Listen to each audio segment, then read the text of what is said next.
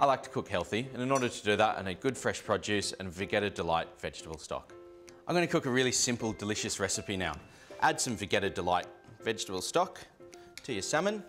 There you go, rub it in. Now add to a nice hot pan. Chop some beautiful fresh vegetables.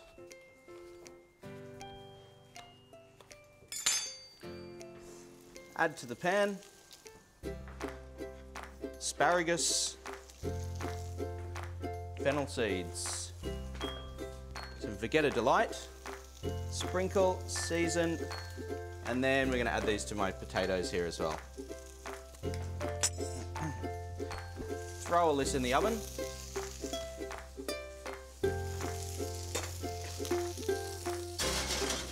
And allow it to cook. Back up onto the stove. Flip it over. Squeeze of lemon. Some fresh spinach. And then we are pretty much ready to serve.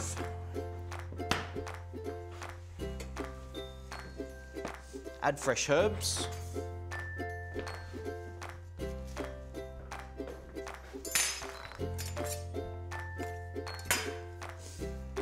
And voila. And that is my simple, delicious, easy recipe with Vegeta.